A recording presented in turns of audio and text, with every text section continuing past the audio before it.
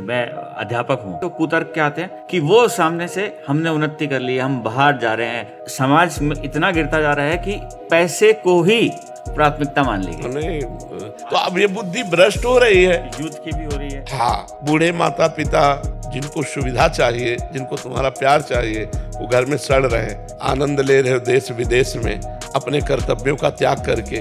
तो विदेशी पद्धतियां हमारे देश की नहीं, हमारा धर्म प्रधान देश है। ये मूर्ख लोग हैं जो दूसरे का अनुकरण करके उनकी उन्नति मानते हो, अपनी अवनति मानते हैं। अरे हम नमक रोटी खाते हैं लेकिन धर्म से जीते हैं। देखिए महाराज जी, मैं 25 साल से बाहर रह रहा हूँ, लेकिन जो आप बोल रहे हो वो ऐसा ही है। ऐसा ही है तो क्या आप बताओ, देखो जैसे आप विदेश में रहते हो, क्या अपने देश का प्यार कहीं आपको मिलेगा? आप विचार करो, माँ से प्यार, भाई से प्यार, बहन से प्यार, पत्नी से प्यार, जो अपने देश की एक मतलब रहनी है, ये आपको कहीं नहीं मिलेगी। भला ऐसा कोई जीवन होता तुम जिसे उन्नति मान रहे हो, हमारे लिए वो तिरस्कार के योग्य है। कितने बच्चे डिप्रेशन में हो रहे हैं, बहुत बच्चे हमारे सामने नौजवान आते हैं जो डिप्रेशन में हो रहे हैं। उसका कारण क्या है? यही व्यभिचार, यही व्यसन, यही गंदा चिंतन।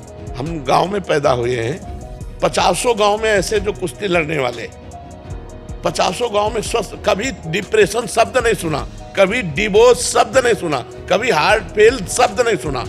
और आज ब्याह प्रेम संबंध होते हैं और साल नहीं बीतता और डिवोर्स हो जाता है। महाराज जी, इसको सुधारने के लिए आप कुछ मुझे गाइड करें। स्वाध्याय करके जब तक अपने धर्म की गरिमा हमारे बच्चों के दिमाग में नहीं आएगी, तब तक आधुनिक पढ़ाई विदेशों की महिमा को समझेगा। आधुनिक पढ़ाई, और अगर अध्यात्म की बात आवे तो समझ में आ जाए। अगर हमारी बच्चियां सावित्री जी, अनसुईया जी, इनके चरित्रों को पढ़ें तो समझें। हमारे बच्चे धर्म से चलें, हरिश्चंद्र आदि के पावन चरित्रों को पढ़ें, धर्म से जो अपने जीवन व्यतीत करने वाले रहे। आप सोचो, एक कबूतर की रक्षा के लिए महाराज शिवी ने अपने शरीर को काट के रख दिया, और यहाँ कबूतर और मुर्गा मुर्गी के लिए कैसे कैसे व्यवहार कर रहे हैं। और आप जीवों का नाश कर रहे हो, कह रहे हो। कुछ लोग तर्क रखते हैं कि अगर हम मुर्गा मुर्गी नहीं खाएंगे तो बहुत बढ़ जाएंगे जगत में, फिर इनका विनाश कैसे हो? तो विनाश का सेवा तो भगवान शंकर को है, पालन की सेवा हरि को है, और सृष्टि रचने की सेवा भगवान ब्रह्मा जी को है। ये मूर्ख लोग जानते नहीं।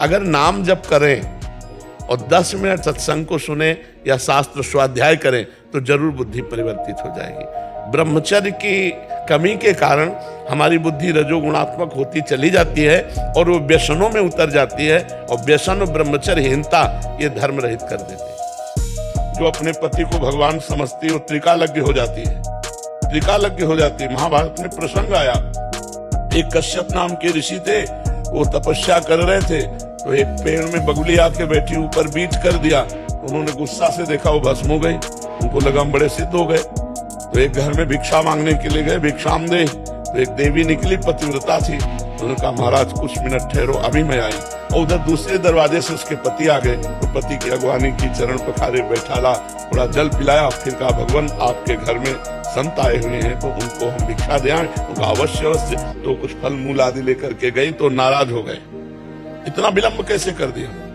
तो महाराज हमारे पति आए थे, उनके स्वागत में, उनके सम्मान में विलंब हो गया।